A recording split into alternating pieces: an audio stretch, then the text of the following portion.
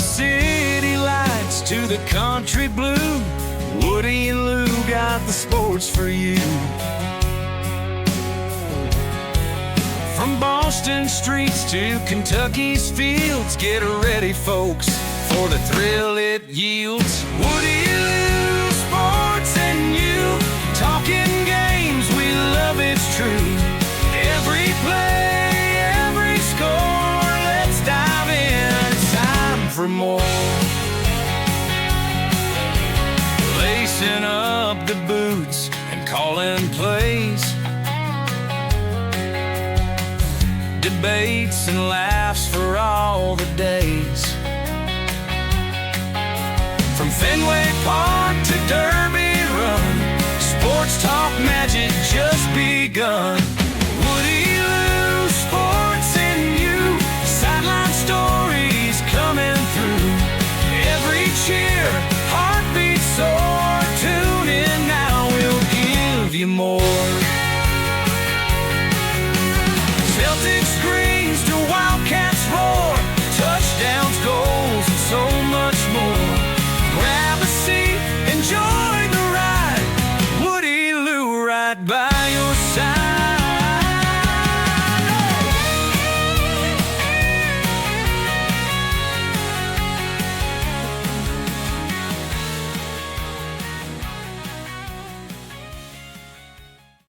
The views expressed by the hosts are their own and do not necessarily reflect the official policy or position of the Department of Defense, the U.S. government, or any of its agencies.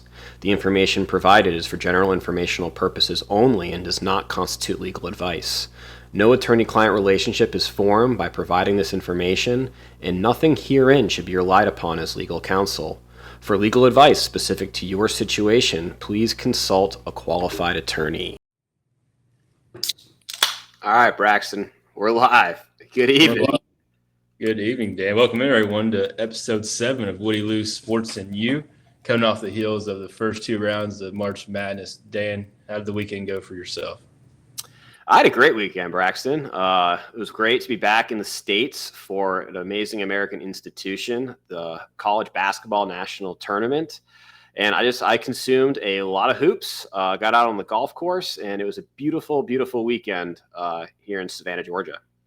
That's awesome. Yeah, I didn't get to watch as much basketball necessarily live. On Thursday, obviously had work during the day, and then Thursday night we drove down to Panama City. So I watched a little bit at work, and then the rest of the day was full radio action on Sirius XM, which I wasn't necessarily complaining about, but it got me through the drive all the way to Panama City. So Thursday started off good, and then got to slowly start watching the games a little bit more as the weekend went on. How long would drives up to Panama City? 6 hours-ish. It wants to take you back roads through Valdosta and stuff like that. We head south to Jacksonville and then just go straight left, or west rather, staying on the interstate the whole time. It makes the drive a little more enjoyable for the family. So I guess we get right into it, Braxton. What were your highlights from the first and second round of the basketball tournament? I think for the tournament started off, you had Louisville and Creighton, very first game of the tournament. The last time that Louisville led off the tournament as the number 1 game, it was back in 2013. I don't remember what happened to Louisville in that tournament, but that was the last time they started off, and they were in Rupp Arena. So I was expecting a big crowd, and they had a decent amount of fans show up, which, Louisville fans tend to show up whenever things are good and not when things are bad. But I was happy to see them kind of come out to Rupp Arena, and watching them just get absolutely torched by Big Blue Creighton. I don't want to say I enjoyed it because I thought they were misseeded a little bit. I thought they, getting an 8 seed was inappropriate. I thought they were more in that 5 to at least 7 range. So I thought they were underseeded, but did not live up to the expectations. They got smoked, and then everyone quickly reminded us that Louisville was playing whenever they started throwing water bottles towards the end of the game. So I think that really set off March Madness for me with the tone. And really, Dan, just let you go here in a second, but to cap off Thursday for me was, like I said, listening to it on the radio, which I enjoy. The Calipari's squad, listening to that game while driving through, the dark of Florida, And you got Calipari, Bill Self, two awesome coaches. Cal has met Bill Self in the NCAA tournament. I think that was their fourth time, or maybe it was their third. They met in the national championship back in 2012. I think we don't really know what happened to Memphis that year, though. I don't know about that. Yeah, Memphis, Kansas, Kentucky, Kansas, 2012. But listening to that game, it had all the makings of a Calipari game. They were the underdogs. No one expected anything. They played good enough to be in the lead and in the game for the majority of it. And then in the second half, Bill Self made an adjustment called change his defense, throw in his zone. And Calipari responded with no adjustment. So while driving and listening to it, I thought Calipari was going to lose that game. That's a classic game Cal loses.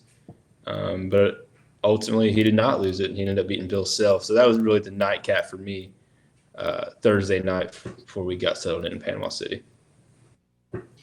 So, yeah, you brought up Louisville having the first game of the tournament in an early exit. And I think just a real like microcosm of the ACC and how down they have been. And talking about conferences, the lack of diversity amongst the remaining teams, and there only being 4 conferences represented going forward, Sweet 16 and beyond. Just the SEC, 7 teams, so half of the teams that made it to the tournament, that record 14, Big 12, Big 10, and then the lone ACC representative with Duke.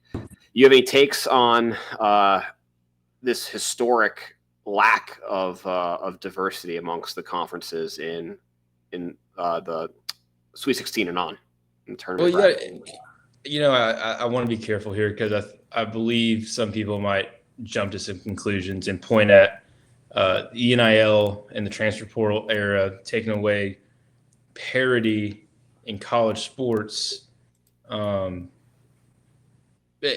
resulting in no Cinderellas. I don't think that's true.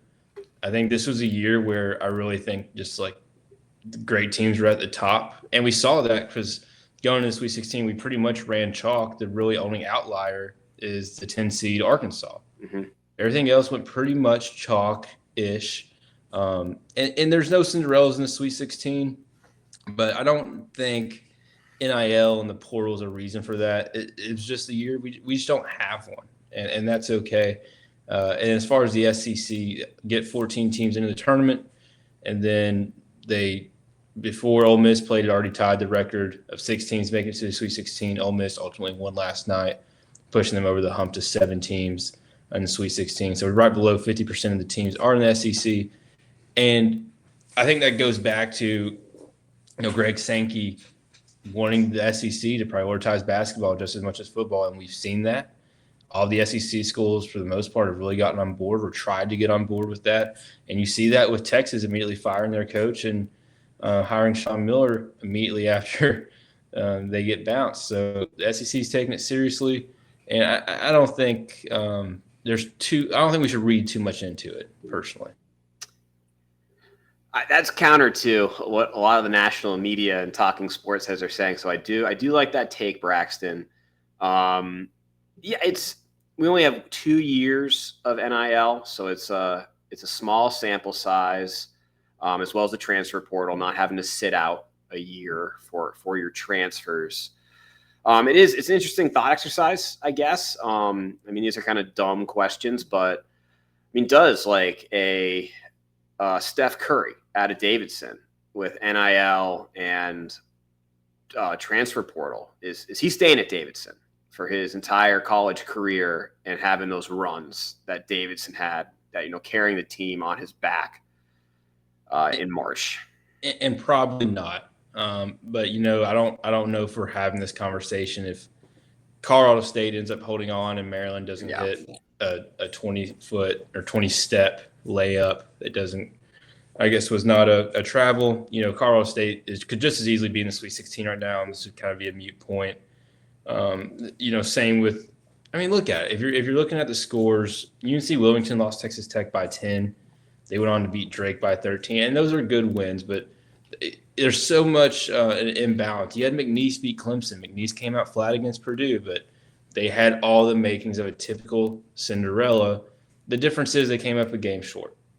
And, as long as they get to the Sweet 16, typically that qualifies as the Cinderella team. You had St. Peter's made it to the Elite Eight back in 2021. You've had plenty of examples, even more recent than that are kind of escaping my mind right now because I've been tuning out of the March Madness a little early, given Kentucky's results in the recent years. But it's a one-off, and the SEC was great this year. Arkansas was the 13th seed in the SEC tournament. They played on opening night, Wednesday night, and they're in the Sweet 16. So it is what it is. Arkansas didn't look great most of the year.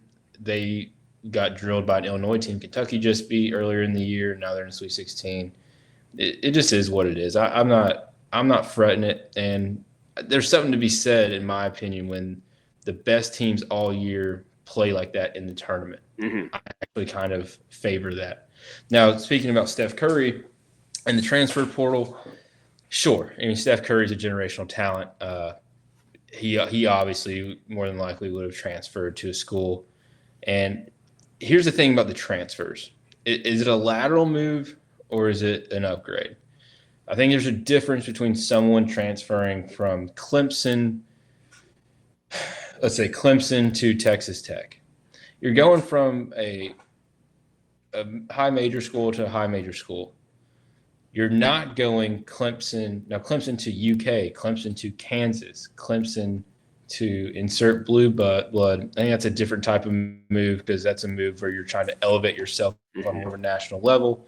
And then you have the kids who may be at the Bryants this year, stand out at Bryant, end up transferring to, let's call it, in Arkansas next year because they have Tyson food money. You get paid. You're not going to play in the NBA. I think it's a moot point. I think something because there's not any drama, a lot of drama coming out of March Madness right now. I'm still good with the transfer portal, and I'm still good with the results so far going into the Sweet 16.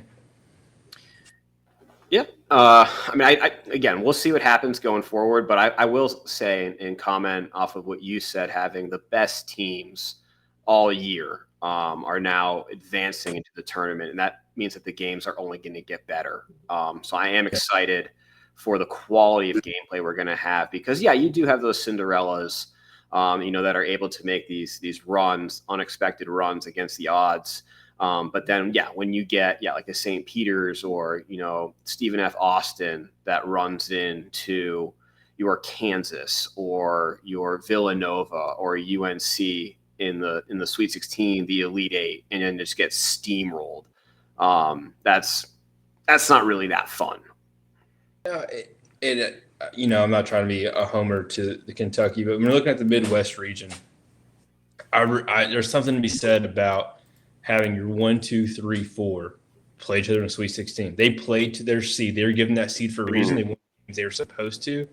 And now the spacing, in my opinion, unless you have like those, Kentucky, Duke, they didn't do well, but those like generational teams, the margin of difference between your 1, 2s, 3s, and 4s, I mean, they can come down to anywhere from, 4 or 3 to 5 losses. And when you really want to break that down even lower, like how much point of margin they actually lose by in the regular season, what was the circumstances, the teams are pretty on par. And so with that being said, when I think you get to like those 1, 4, 2, 3 matchups, those are going to be great ball games. Mm-hmm. Spreads are going to be a little tighter. Teams are going to have a chip on their shoulder. We're getting into bigger stadiums, bigger atmospheres. Looking at the Midwest, there's going to be in Indianapolis. You're going to have Purdue, Kentucky, Tennessee, all in Indianapolis. Houston travels well, but 3 of the 4 schools are in day trip driving distances. We're talking you don't even have to get a hotel. You just drive up. You could drive home and make it back 24 hours after that to the next game, the next session. So I like it. And I'm really interested, Dan, looking at that Texas Tech Arkansas matchup, because I believe in our last show I kind of talked about how I don't really believe in Texas Tech or some of those Big 12 teams, Iowa State, for example. Mm-hmm. So I'm really interested in that Arkansas Texas Tech game because I'm somewhat scared Calipari could pull this out and find himself in the Elite Eight, and it's gonna be weird for me. You want to talk more about Cal making it past? first weekend, and beating his rival, one of his rivals, Rick Pitino. That was an awesome game. That was a slugfest of defensive giants. I think both teams shot well under 30% from 3 point, and Arkansas bully ball. The thing about Calipari, and I don't want any of this to come off as me being a hater. This is just from watching 15 years of Calipari.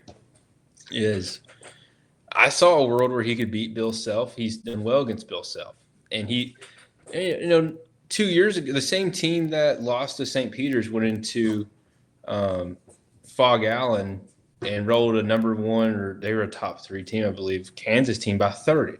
Mm-hmm. And Calipari, hey, fun fact, Calipari's been running the same offense, the same defense, man-to-man defense, same dribble drive offense for 15 years. The only thing that changes are the players. But as far as the offensive scheme and what they're trying to do does not change. He's had overwhelming success against Bill Self and a lot of these top-tier coaches on a consistent basis. So it didn't shock me. It'll be, especially a Kansas team that's down. Hunter Dickinson did not do them any favors. What you want to say about him personally, at the end of the day, like he's a big personality but not big talent. And he may have had good individual numbers that on paper may be appealing. At the end of the day, he did not really have any type of college success this whole time playing. And with that being said, though, so Calipari beating Bill Self, it is what it is. I believe it could happen. Now, going to that St. John's game, just with the vibes around Rick Pitino and him coming back in like BBN's arms, and I think the whole world's kind of shift in viewpoint of Rick Pitino. Like just last week, people were saying that he was the greatest coach of his time, in the likes of Wooden and Coach K. No way he goes out and lays an egg to Calipari, right? There's no way that would happen. But at the end of the day, that 13 seed, that lower tier SEC team who night in and night out are playing athletes and have athletes, a team up in the Big East, I don't think they were used to that. And they weren't prepared for that. And that's why you saw Arkansas kind of win that bully type game in that environment. And the guys just didn't execute for Rick Pitino. And that's how he gets to the Sweet 16. He couldn't do it by beating a Providence and Kansas State team or beating Oakland and whoever we would have played next. Like NC State, I believe. I believe if we would have beat Oakland, we would have had to play NC State last year. Couldn't do that. No, he just goes through Bill Self and Rick Pitino, the 2 seed. So it's classic Calipari. So did Coach Calipari getting past first weekend, a year after being run out of Lexington, did that inspire the Cats yesterday afternoon when they took on Illinois? And they also made it past the first weekend for the first time in how many seasons? Since 2019. 2019. So a couple things, Dan. So Calipari was not ran out of Lexington. John Calipari left Lexington because he started shopping for jobs. He breached his contract. He was in breach of contract with the University of Kentucky by speaking to Arkansas and not raising that to the university. He breached his contract. He was actively looking for other jobs. When Kentucky found out about it and pretty much said, hey, like, you're gone, he tried to do a media thing where he was walking his dog, make sure all the cameras saw him. And while he was actively trying to get UK to rehire him and keep him, he was negotiating to stay. Thankfully, we have an athletic director who stands on business and didn't like the guy, and he had him breach a contract because that contract, he was a year away from getting $1 million for the rest of his life. He could have walked away, been on Kentucky's payroll, $1 million a year, had his own office, and been the ambassador forever. He walked away from that. We did not run him out. With that being said, it put a little bit of pressure indirectly on Mark Pope. Regardless if Calipari, he made it to the Sweet 16. If we would have went out there and lost to Illinois, I would have been upset, but I still would have felt good about where the program was headed under Mark Pope. He took a team from nothing. He's had injuries all year. His second best player is out with injury, not even playing, Jackson Robinson, and he was able to be competitive.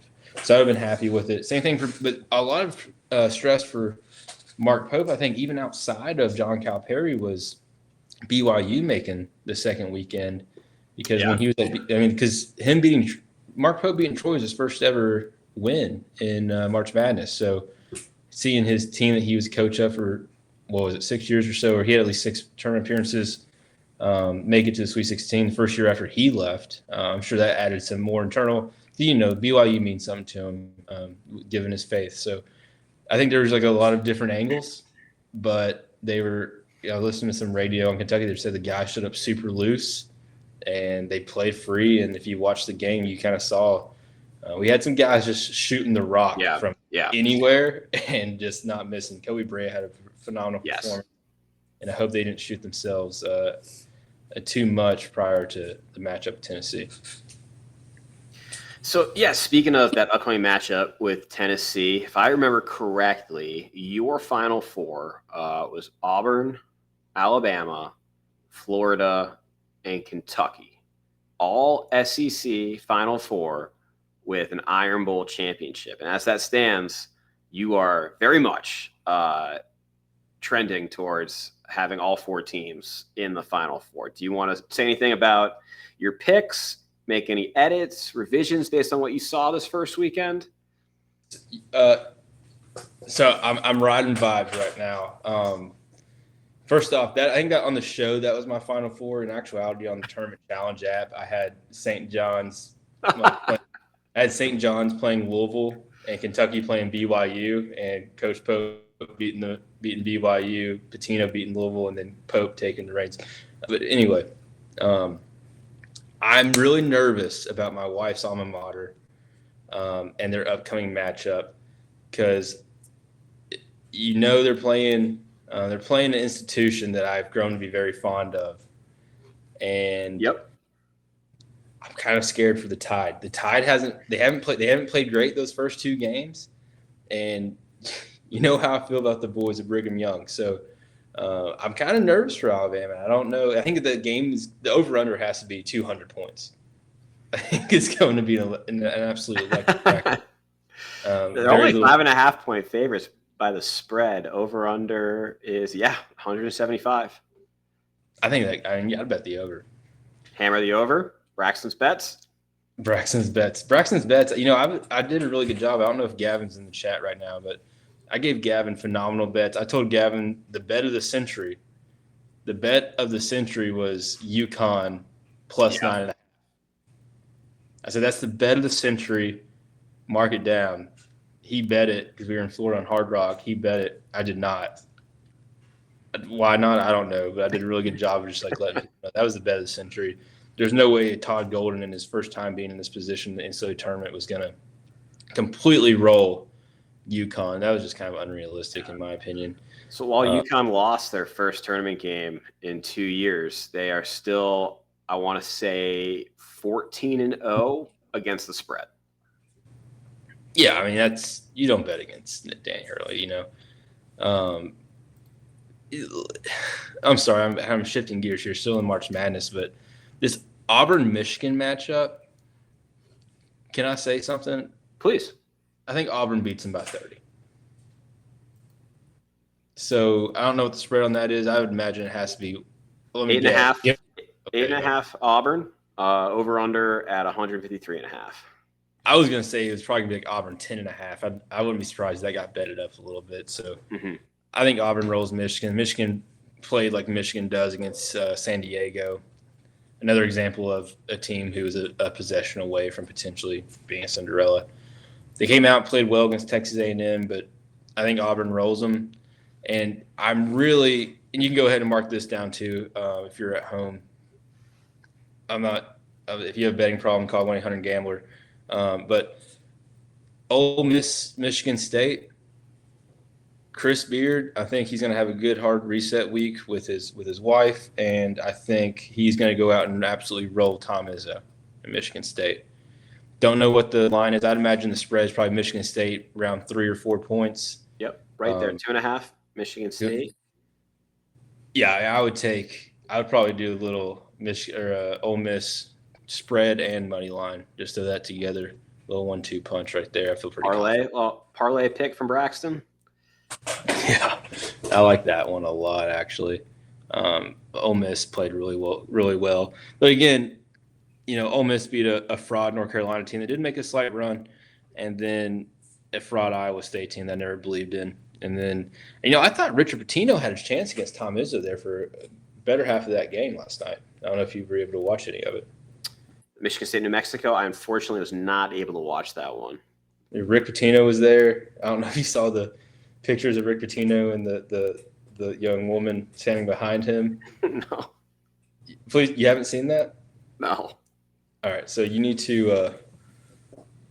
I'll Google it right now. What should I Google Rick Pitino New Mexico game? Rick Pitino New Mexico. Oh, it is the first hit on Google. Oh, he's got a real shit-eating grin on his face wearing that scarf. And what's to his left, Daniel? I'm not getting a good one here. I'll have to send it to you after, but yeah. I wow. Total slick Rick move.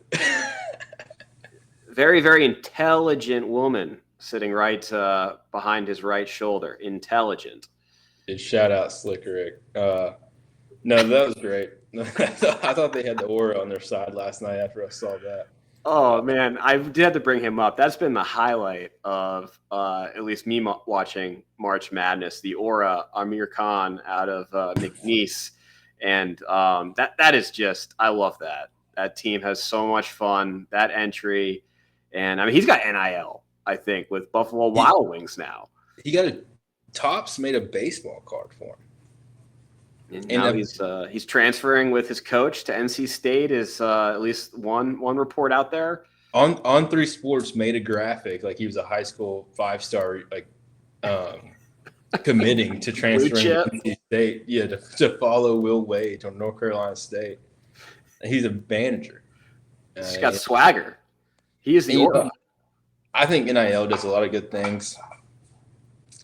I think this is an example of. Come on, and this is a very specific example where I think NIL is good. But Amari Williams, Kentucky center, he's from England, and apparently he eats some type of English breakfast or breakfast cereal, English breakfast cereal, and people thought he didn't play well the first game against Troy, and then he came out that wherever they were in Milwaukee, he didn't have access to the cereal. And so he was kind of off his pregame routine. Where NIL is good is a restaurant or a grocery store in Lexington heard this and said, "Hey, we have all this cereal we're going to give you."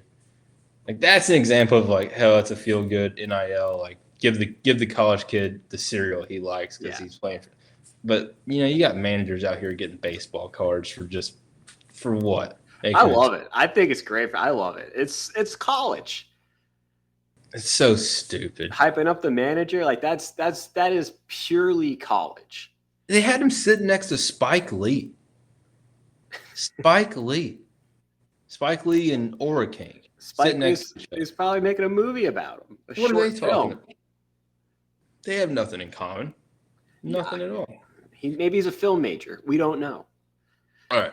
So before we transition out of March Madness Day, I just kind of want to go through these games. I want to have you let's pick them real quick, and then I got some personal stuff I want to talk about, non-sports related. Okay.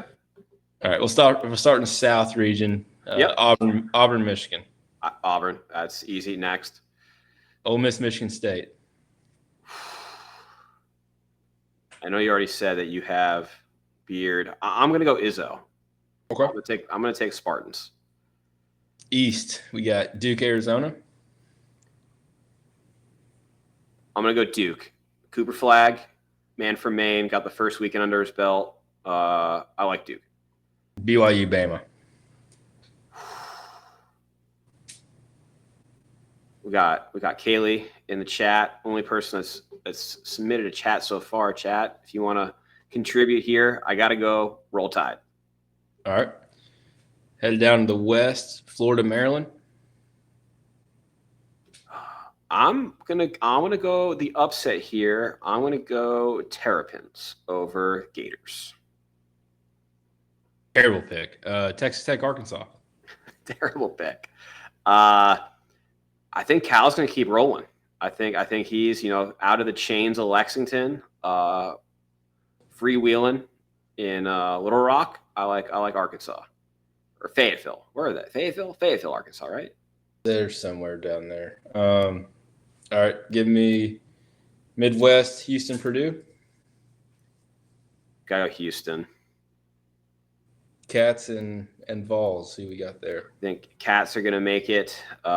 This would be their third win over the Vols. Yeah, they're gonna do it. They're gonna win the third game. I know it's hard to do, beat a team 3 times in a season, but they got their number. Yeah, I believe 2019, the last time we made it to the second weekend, is when we lost to Auburn in the Elite Eight. And ironically, that was us playing Auburn for the third time that season. We were 2-0 going into that game, which gave Auburn their first Final Four. Anyway, all right. Going back, we got Miss Patsy. I'm probably butchering this. Gudgel. Go Cats. That's right. Go Cats. I love you, Mimo. All right. So let's pick your Final Four here.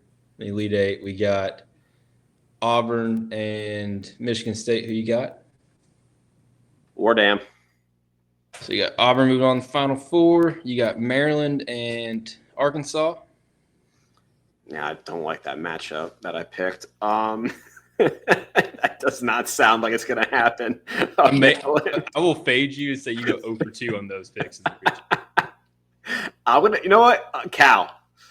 Right, he's going to make it back to the Final Four. Pigs over Turtles. Okay, Duke, Bama. Roll Tide. I want that Iron Bowl. And then Kentucky, Houston. Cats. Mark Pope. Pope is hope. I love that. All right. Auburn, Arkansas. Who you got, Dan? Ward Ham.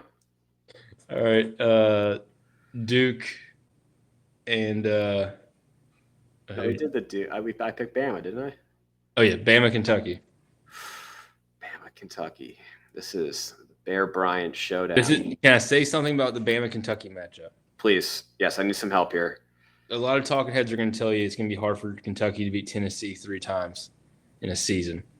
What if I told you how hard it is to beat a team 4 times in a season, which is what Alabama would have to do in order to advance to the final or advance to the national championship? That's a great point. I think, those statistics, it's March, UK.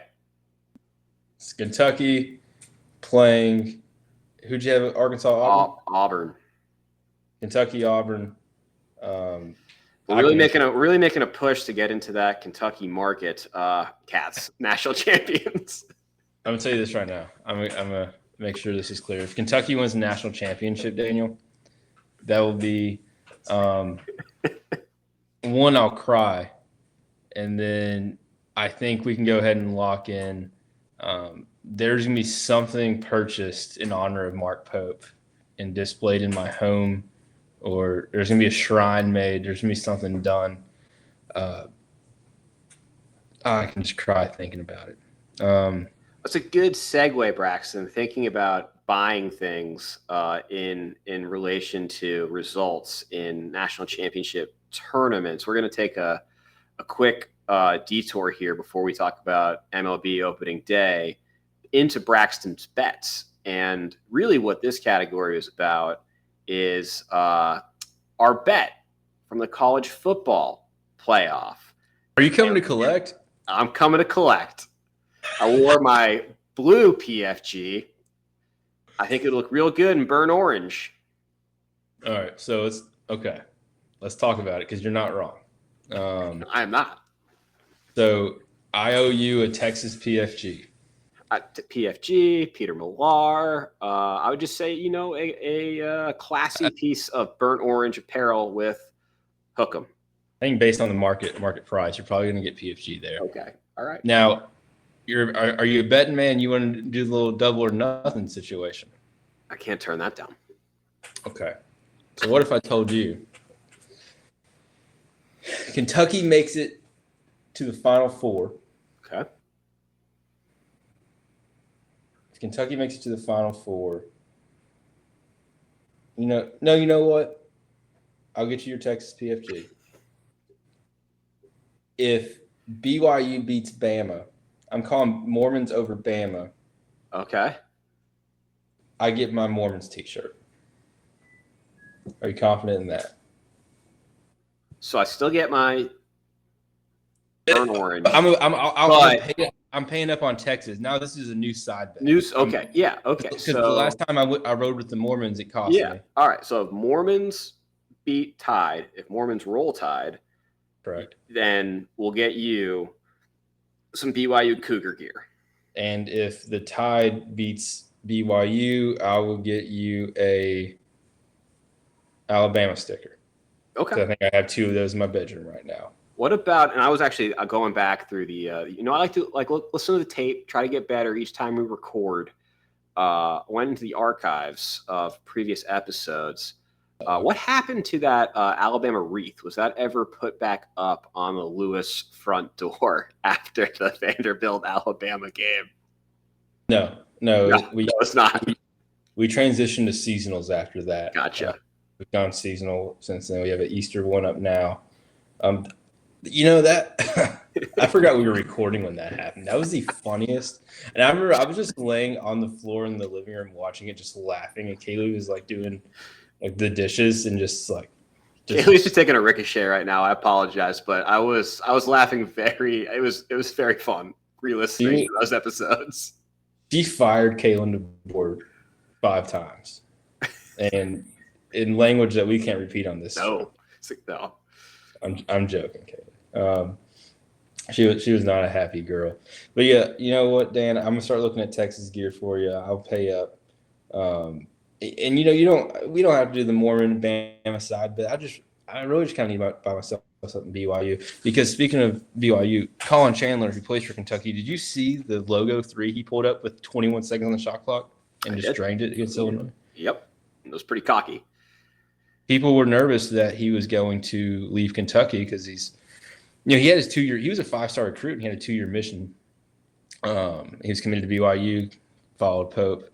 People were scared he might transfer. His wife posted on Instagram because they're getting married in May, and she said she's excited to start her life in Lexington. So we're getting like a Mormon connection going. I was gonna say that's a good point, Braxton, because Cal even had a 30 for 30, one and done, and it was all about Kentucky, the one and done.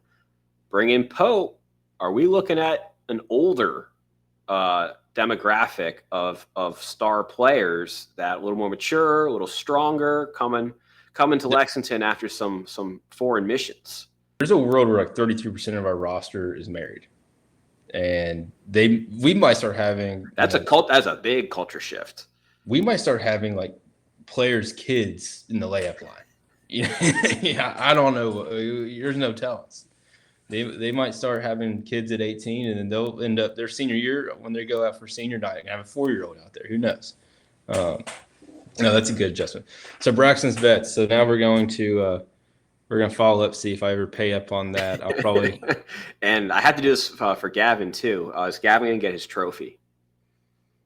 He did not get it last weekend. I think you'll get your Texas Longhorn PFG, and Gavin will get his trophy whenever Colin, the producer, shows up to work. Okay. And more on Colin later. More on producer. More on Colin later. We'll see which happens first. Tune in next episode to see if any 3 of those things happen. Speaking of paying up, can I talk to you real quick about a sports finance question I have? Yeah, please. Okay, so we've talked about this on air, off air. I think we talked about it a lot last week. I like sports video games. We played a lot of sports video games together while we were in Europe. So MLB The Show came out. And I really wanted to buy. So on Xbox, if you're not familiar, MLB The Show is just traditionally a PlayStation game. They started releasing it for Xbox back in MLB The Show 21, I believe, and it's always free on Game Pass. I paid the $15 a month for Game Pass, so the last 4 installations of MLB The Show I haven't had to pay for directly. This year, you have to pay for it. So I log in to the game store. I'm about to pay it. I'm expecting it to be $49.99. Like every brand new video game in the history of my lifetime has always been $50.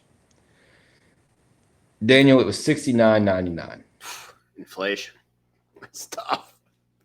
I want to play this game more than anything I've ever wanted to do in my life. Now, Kaylee might disagree, but I don't play as much video games as I used to. So the price matters a little more as far as what I'm getting out of it. Mm-hmm.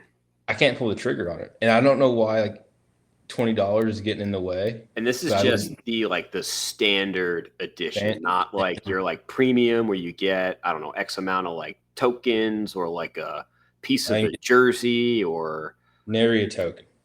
Okay. Is it no extras? No. Is it irrational that I won't splurge the extra $20 for a game that I really want to play? It's almost a principle thing for me.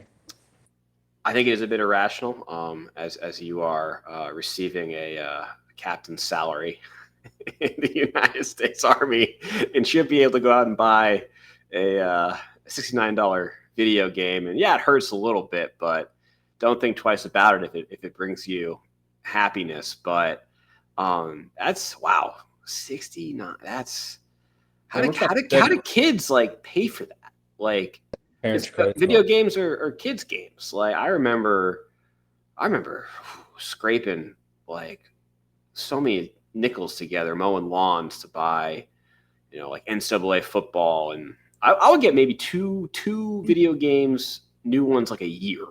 Well, that was back in the day when you'd go to GameStop. Mm-hmm. Oh, the used games. You bought the used games, or you would trade in 5 other games so you could afford to buy the new one. That's right. That's not a thing anymore with this new generation. Yeah.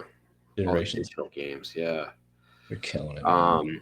I understand based on principle, but I would encourage you if you really want to play it, pull the trigger.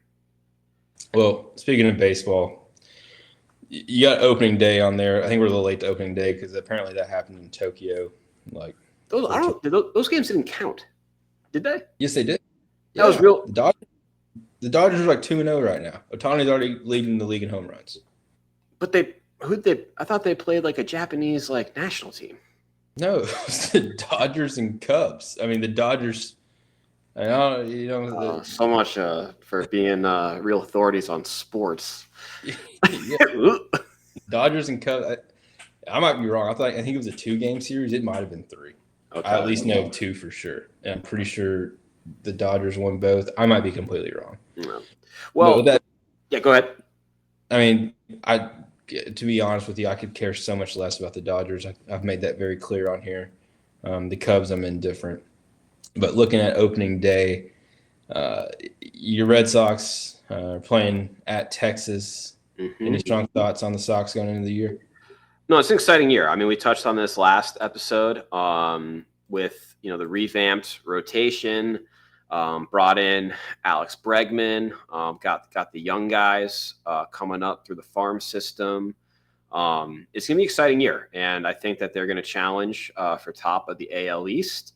And if they don't win the division, at least make a run for a wild card spot, maybe make some noise in October. That would be a successful year for the Sox, and I think barring any injury. That's going to happen. And let me pull up the schedule. Who do the Padres. Braves? Padres. Okay. At San Diego, which I'm pretty sure is where it ended last year. Chris Sale's got the bump for us. Opening day starter this year. Mm-hmm. Cy Young Award winner, Chris Sale. Right. Had the loss of Max Fried to the Yankees. I wasn't a big Max Fried guy, but I'm excited for the Braves. Jurickson Profar, we added him. Hopefully our guys can stay healthy. We've already had some injury bugs pop up. Sean Murphy's out for like the first 6 weeks. I think Austin Riley got hit by a ball in spring training in the hand as well. The Braves cannot get out of the way of injuries. On paper, if you look at the Braves lineup, I would argue it's the best lineup in Major League Baseball. Their bullpen, you can't say the same for, but as far as lineup and offensive firepower goes, it's the top 2, top 3 lineup in baseball if it stays healthy. That's always going to be the crux for the Braves. It's a long season, 2 games, 61 games, 62 games. So, long season. Yeah, for sure. I'd like to see us win the NL East once again. I don't want a situation where we're, within 5 games of the Phillies or the Mets coming down the stretch. I just want to see us pull away early, maintain that, and give us a little bit of a cushion when those injury bugs do pop up. And as it's going to be a full season of our bullpen developing, in my opinion. I'm interested to see how that goes. We had some late signings. Got Craig Trimble back. Jesse Chavez for the 5th time in 5 seasons. We've released him after the year. He's gone to another team's camp and has gotten released, and we've picked him up, and he ends up coming and being just an absolute dog for us. He'll probably start on the minor league roster, but expect him to come back up. He was supposed to retire last year, but he's back. I'm fired up for the Braves. I'm excited for it. Hopefully we get off to a good start in San Diego. So we won't get into, picking games for opening day. Like you said, long season. But how about we make some predictions for end of season? AL, NL pennant, and then we'll go MVP, rookie. Well, no one's a rookie of the year. MVP and Cy Young. Okay. So in the American League, I want to go with the Sox, but I feel like that'd be too much of a homer pick. So I'm going 180, heel turn. Give me the Yankees. Yikes. That one hurts. I'm going to go Detroit Tigers. Detroit Tigers. Yes. Okay. AJ Hinch, hell of a manager. They made some noise last year. I think this year they make it over the hump and win the AL. Fair enough. Looking at the National League, this is going to be a homer pick. I think the Braves find their way back into October and battling out with the Yankees for World Series. I'm going to go NL East rival. The New York Amazing Mets are going to make it through. Little Subway Series, World Series? No. Wait, you think – no. The Detroit against New York? Oh, I picked the Yankees. My bad. You're good. So, yeah, I got Detroit against the Mets, and that will be new. The Detroit won in 2006, so – the Mets haven't won since '86, so yeah, some new blood atop the baseball world. Fair enough. MVP, I'm going with a 90% healthy season. Ronald Acuna gets MVP, which is going to lead us to getting that NL pennant. Say that one more time. Ronald Acuna. I think he's going to be healthy 90% of the year. It's going to be what ultimately gets us back to the World Series. I mean, this is unfortunately a chalk pick for the NL. He's back on the bump, pitching again. You can't bet against Shohei Ohtani. I mean, what he does, he is going to be the most valuable player in the NL. And he's always gonna have the sports writers and all the things on his side.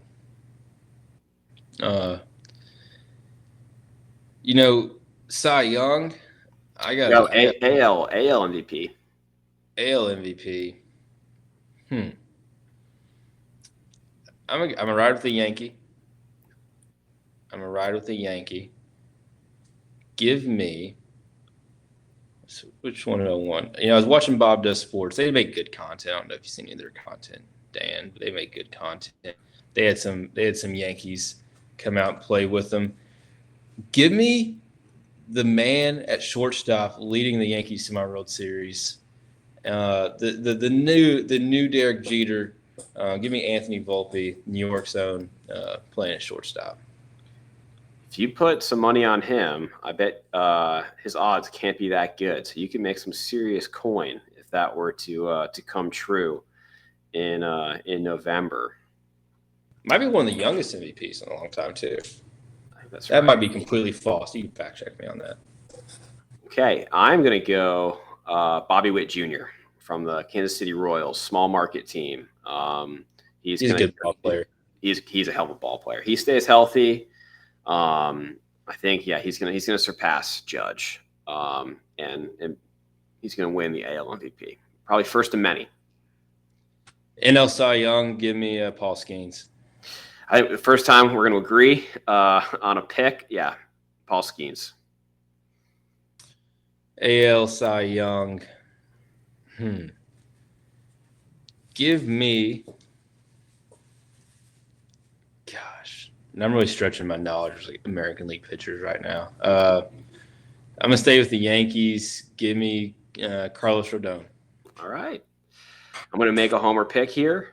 Garrett Crochet, Boston Red Sox. He's finally got a team that can put up runs for him, and we'll have support the rest of the rotation and in the bullpen. I'm fired up for it. Yep. The last 6 years, it's been fully baseball season by now for me. With Kentucky events into the team, I'll be able to watch on Thursday, watch the Braves. More on that later. I think I'll be able to watch the Braves. I got to log into my 30 different apps. Right. I got multi-factor authentication. I got to pay $20 to 4 different entities to watch the game on Thursday, but I'll figure that out. I'll watch the game on Thursday, get me ready and fired up, take my mind off things for Friday's matchup against the Tennessee Volunteers. I'm fired up for baseball season, and I'm sure you are as well, because that's the good thing about March Madness being this time of year, because they can always fall back on baseball season as soon as it gets knocked out. I'm fired up for it. The grass starts smelling a little better outside. The breeze hits you a little different. Seeing an American flag waving around just makes you feel a little more patriotic when you know there's a ball game going on near you. There's just something to do every night. Like, you know that your team, more likely than not, is going to be, on TV, on the radio. And for me, baseball is the most easy, casual, sport. And it's great background.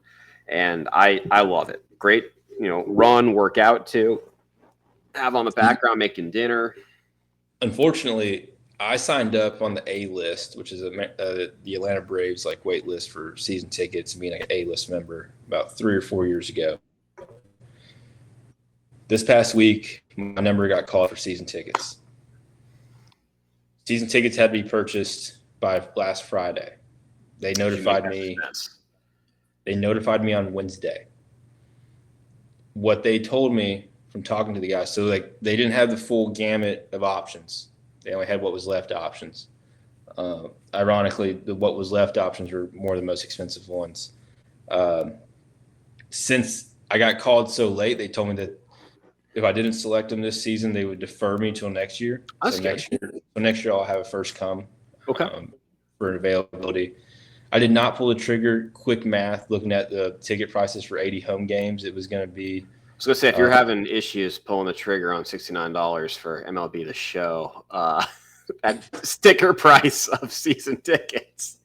I think the math on 5 seats, 4 seats for 80 games was going to run me, if I got the cheapest option they had, was around $13,000. 50%, which had to be paid within the 48 hours of me saying yes, and the other 50% due April 15th. Did not pull the trigger. But I was honored to be back because, I was a Kentucky football season ticket holder, so I was honored to be back in the game. Yeah. I was dabbling in the game. That was awesome. That was always like your parents are rich thing for me. Like, if your parents had season tickets, you knew your friend. So it's pretty awesome at a pretty young age. You're now in the mix to be a 2-time season ticket holder across sports. Multi-sport. And the thing is about baseball, and I talked to my dad and I talked to Kaylee about it, is for us to Atlanta, it's a 4-hour drive. Yeah. And you really and maybe you can do I can do this next year. You have to put in the legwork of you almost need to make an Excel sheet of all the home games. What games can you make it to? Break that down to cost analysis of that. And then we're not even talking, for us 4 hours away for a Friday, Saturday, Sunday, or Thursday, Friday, Saturday, Sunday series. You get off work at 3 on Friday, you're not making it to the 3rd, 4th inning. We're not even talking about Atlanta traffic yet. Right. It's a little too, you could come back after the game. It's a little too far for that. So now we're talking 2 nights of hotels. We haven't even talked parking yet. And I think baseball might be one of those sports where season tickets really make sense for people who are kind of and it depends on the market 100%. Right. Because being 2 hours away from Kansas City, season tickets is a lot different than being 2 hours away from the Yankees. Right. So I think it really comes into proximity. I think 4 hours from Atlanta, you're really kind of pushing it as far as, especially when the money matters a little bit to you. I think you're a little too far out for it to make sense. And how's the secondary market for Atlanta? Like, I mean, would you be able to make like anything, or at least break even, or are you kind of take a wash? With the season tickets that are available, I think you could probably come out no more upside down, maybe 2,000, because you'd have to go ahead and accept, like, I would not get to watch the Braves play the Dodgers. Yeah. I would not get to watch the Braves play the Mets. Those are the ones you'd have to sell. Yeah.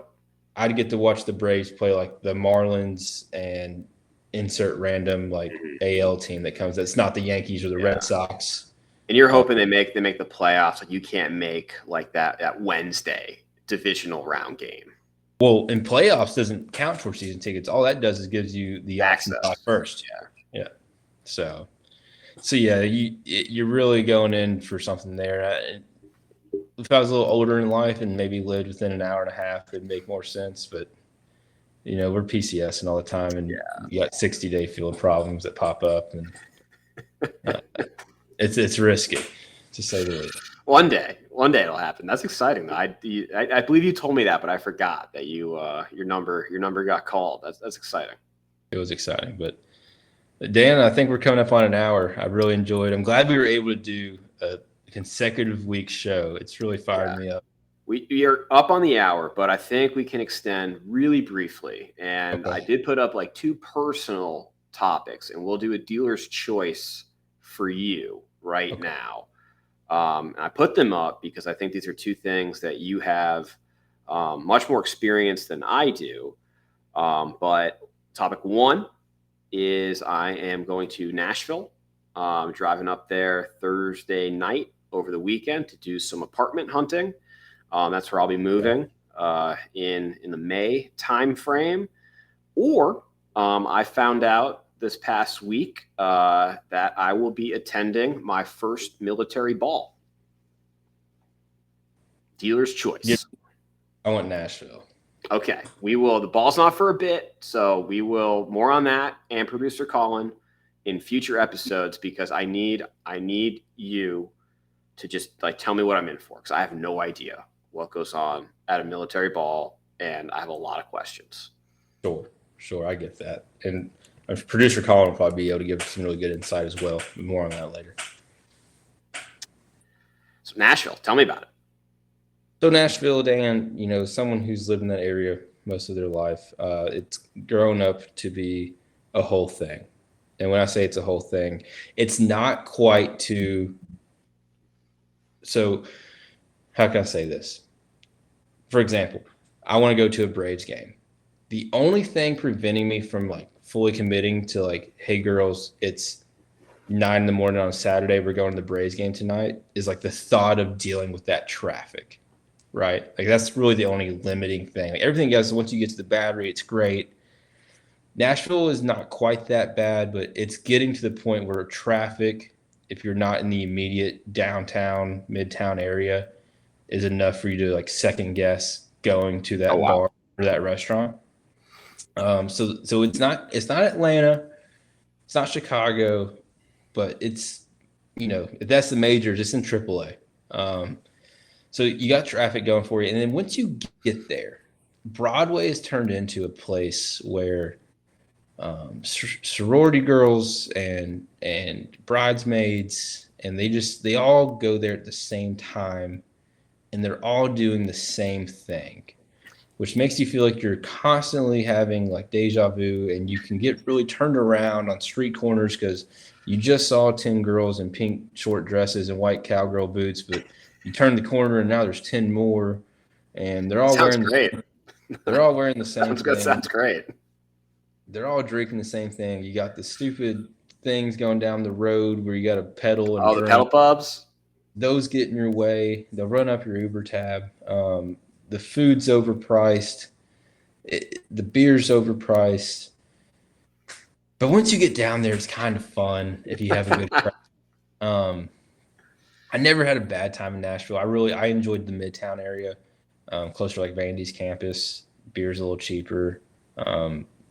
Same idea. Like you're going to like bars and honky tonks that have the live music, have all the same amenities. It's just not the Jason Aldean, the Kid Rock, the Tootsies.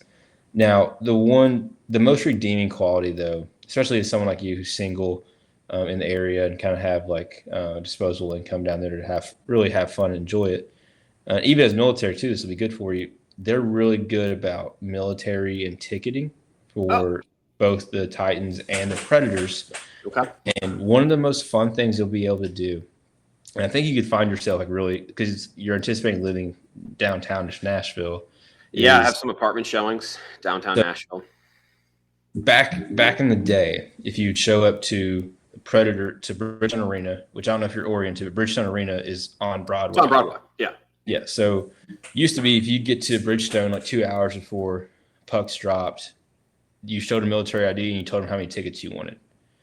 And some games you'd have lower ice, 15 rows up. Some games, upper level, but there's not a bad seat in Bridgestone. Uh, awesome stadium.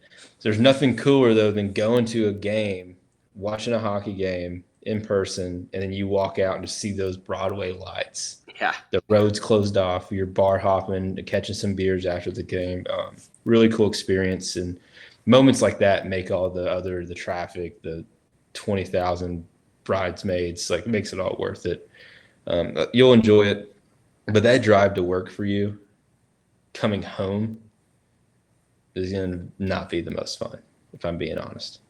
Yeah, that's I'm looking at 120 miles a day in the car.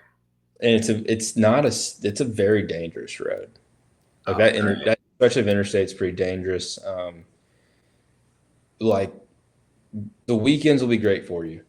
Once you get home at like 9 or 7 p.m. on Friday because you're on traffic for 3 hours, it'll be great.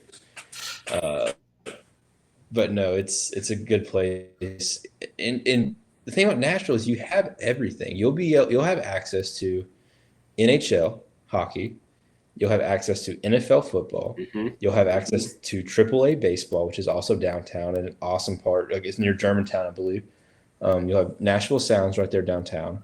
You'll have Vanderbilt, which is going to be also great baseball. Almost rather go to a Vandy baseball game, watch SEC baseball. You have Vandy football and college and basketball, which regardless of how good Vandy is, every SEC team that goes there to play basketball and football is going to be a good draw. So you have access to absolutely everything. You're going to have no shortage of things to do in your free time. I think you'll really enjoy it. And then I got another bet for you, and maybe this is when you'll get your Tennessee PFG. Will be at your bachelor party, because I'm calling that Dan meets his forever while in Nashville. It's a bold bet that I don't hate. I hope it happens. We need it to happen. On that note, thank you so much to our amazing award-winning listeners and the chat. That's going to do it for Woody Lou Sports and You, episode 7. Subscribe, like, send to your friends. Any final words, Braxton? I appreciate you all. All right. Thanks, everyone.